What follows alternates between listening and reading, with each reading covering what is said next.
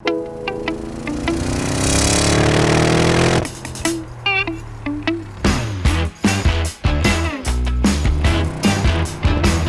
Jacob. I'm Yuri. We're going for a drive.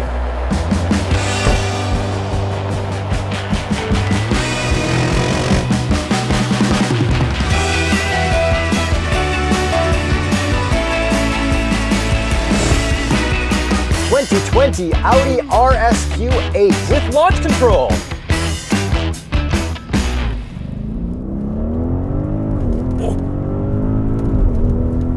Holy crap, that puts you back in your seat. Holy horsepower and torque! 591 horsepower, 590 pound-feet of torque from a 4-liter turbo V8.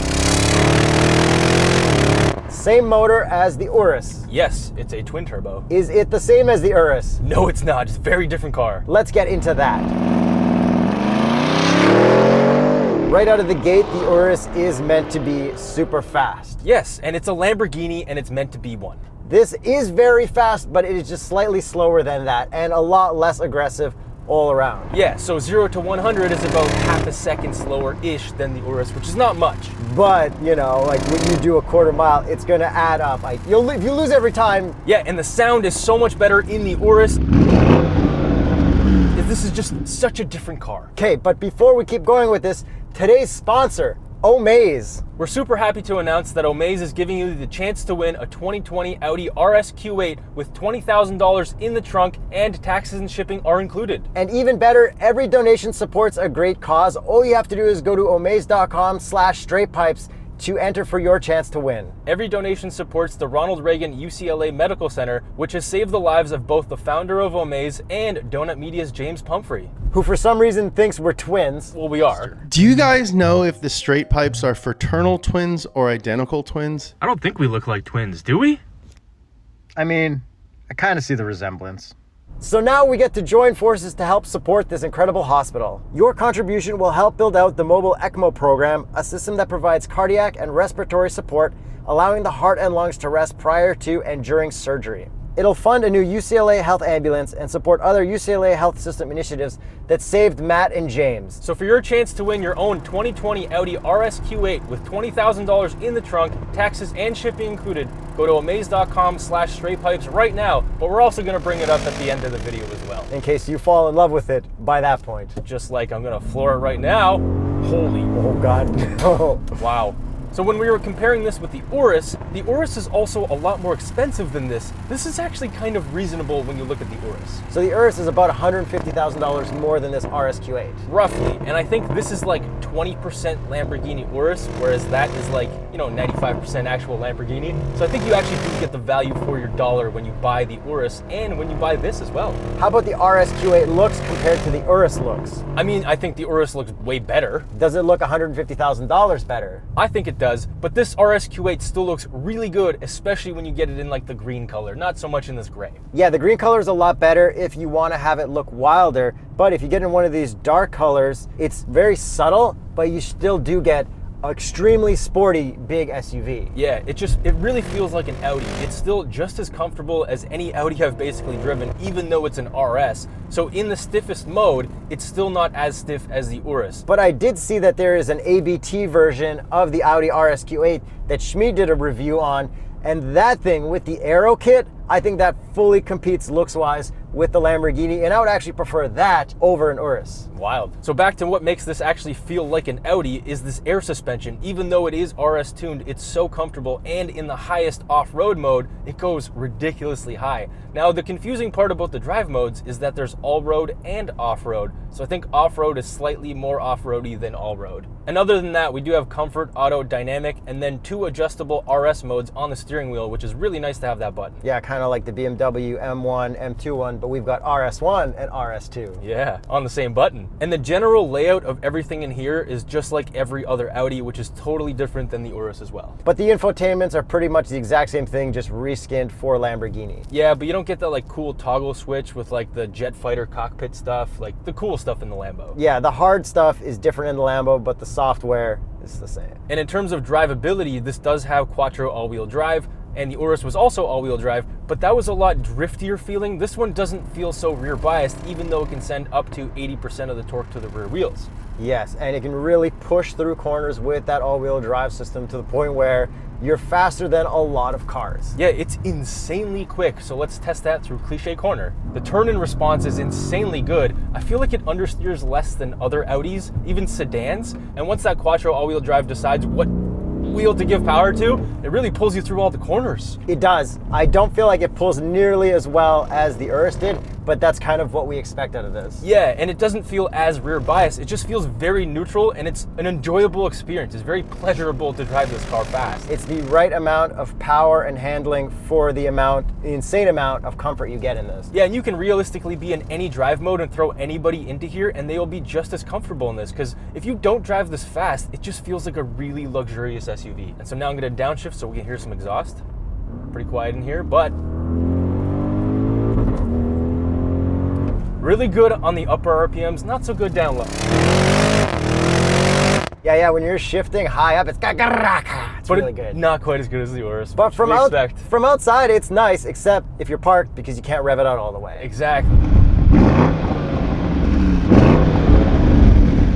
And we do have an 8-speed auto, which shifts really quick. It's the same transmission that we have basically across the entire Audi lineup and pretty much in the entire industry at this point. Yeah, no complaints, except for the plastic paddles. Yes, and well, you actually have another complaint, is the direction of the up-down. Yeah, I've kind of accepted it. Down is to downshift, up is to upshift. I did see in the marketing videos where they're like going fast and the person goes back, and I'm like, he downshifted instead of upshifting, but really he was just putting it into sport while driving straight. Yes, sport shifting. It's like, I gotta shift faster, put it into sport shifting, but don't actually upshift. Like, what? Yeah, marketing be marketing, right? Exactly. And they're still speeding up footage, like, guys, stop speeding up footage.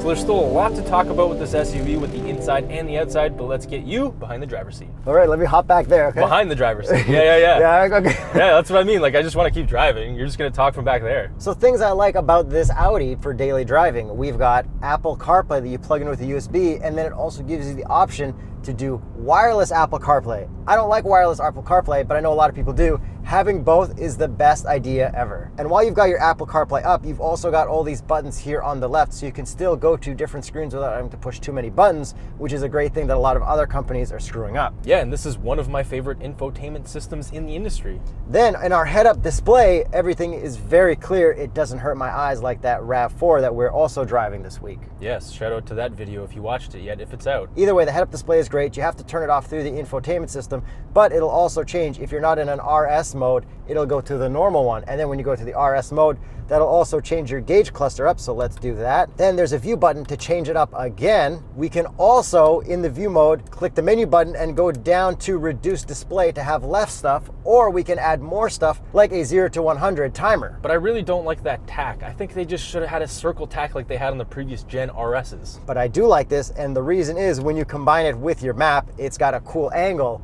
Very nice graphic design solutions. The cool angle is definitely kind of cool. But now I gotta test out that launch timer. Launch control.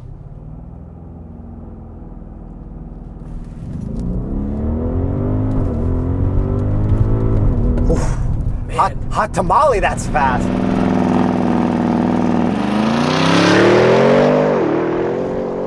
Jeez, it really sends you that second gear. I like the launch control works all the time. It's so easy to use, nothing confusing about it like a BMW would be. Yeah, and it'll do 0 to 100 under 4 seconds every single time. And we've got some performance pages in here. Do you find them useful at all? It's kind of cool that you can see all your temperatures. I would really appreciate that on the racetrack, because then you can see your brake rotor temperature. I feel like I'm spoiled by everyone who's got a built-in dash cam recorder, and anything that has less than that, I'm kind of just disappointed. But a lot of cars don't have this, which is really cool. And we've also got our off-road angles and everything like that too, which I don't think many people are really going to use in this. I really don't think so, But at this price, they can't not include it. Yes. And we do have an amazing 360 camera in here. Everything is very high res. It does get a little warpy at the edges, which also happens in Porsches. I guess it's like the same family, so they probably share some of the same tech. But we also have the augmented reality 360 mode where we can spin around ourselves too. Yeah, and that works so much better than BMW's modes, and just Porsche doesn't even have that mode, except in the Taycan, I think. And the best part about this 360 camera is wherever you click, that section will show up so you can see your front wheels, your back wheels, so you don't curb anything while trying to parallel park. Yeah, because we got some massive 23-inch big boys on this one. Okay, should we talk about the looks a little bit?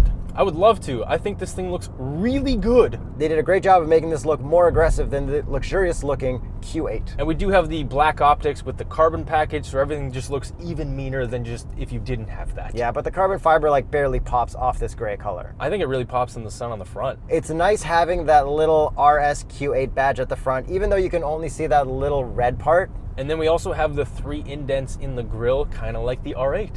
What I don't like about the grille though is that at the very bottom of the front, it's obviously fake grille where everything else is real. I think if they put in some more effort, the overall look would have been better. And the headlights look pretty much the same as we had on the regular Q8. Yeah, and then we got really cool sequential turn lights and everything. How about the side? Well, first thing is those 23-inch wheels. I love them. And what would be the Continental recommended tire for the RS Q8? The Conti Sport Contact 6, which is what we're riding on. And behind those sick wheels, we've got some massive clampers in the form of ceramic brakes, and they are huge. Love seeing those gigantic red brake calipers. So moving around to the back end, what do you think of these RS oval exhausts on the Sport exhaust system? Yeah, they look nice, but you can see different exhausts inside that exhaust tip. Yeah, it's so weird seeing like 2 different shapes inside the shape. But yeah, it's a nice look. What I don't like is all the fake grill mesh kind of pattern around everything at the bottom, but it's kind of expected. And this is a coupé SUV, but there still is a whole bunch of room in the back seat. How do you fit? I fit fantastically back there at 6'1.5". Overall, this looks fantastic. It really does, and it differentiates itself from the Urus just enough. Yeah, it can be wild if you get it in the green, and it can be very subtle if you get it in a dark color like this. Yeah, because if I saw one of these in gray, I wouldn't really notice that it was an RS Q8 unless I really looked. And I feel like the Q8 we drove didn't have any exhaust tips at all, so it's nice seeing exhaust tips here. So I guess it's my turn to test it through Cliche Corner. And oh, it goes exactly where you point it. I'm not getting any understeer, any oversteer. I'm not pushing it to the limit.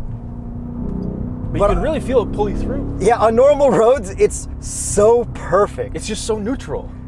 This oh man. It's not like the Wild Stallion like the Maserati was. Like, this is just so composed. Yeah, 100%. And if you're not going to be driving fast, say you need to drive in rush hour traffic on the highway, we also have very good lane keep assist. Yeah, and adaptive cruise and traffic jam assist, all that fun stuff works really well in here. Yeah, you can't take your hands off the wheel for too long without it bugging you, but it'll also recognize intersections coming up. So if you zone out, it'll slow you down towards the lights. And part of driving it around daily, if you're not ripping it, but also if you're ripping it, this does have all-wheel steering, and it helps you in parking lots, and it also helps you in sends. So now moving on to the interior, we do have massage seats up front. They are very comfortable. Yeah, heated and cooled. We control everything through the infotainment, through all these touch buttons and all that stuff, and it works really well. Yeah, again, this infotainment is very good considering how much of it is touch. I don't know how they got it so good. Yeah, and then we got a ton of gloss black in here. I hate that, but it's what Audi's doing in all their cars now, so. Yeah, whatever, it looks nice. But then we have matte carbon in here, which is different than the gloss carbon, so I feel like they should have done gloss in here as well. Gloss against gloss though, you gotta mix those materials up, No. keep people interested. No way. So then how about the visors? Oh, let's find out. Oh, I think don't rip it off. 3, 2, 1.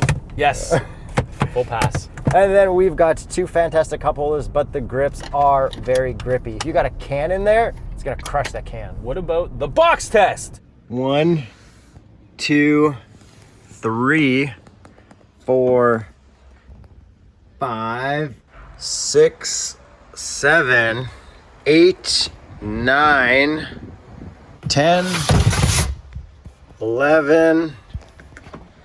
Get your own box on patreon.com/thestraightpipes. Just as much room as a Civic Type R. Who knew? Why do people buy SUVs? Everyone buys Civic Type Rs. Do you think this will have more room than the RS6 when we review it?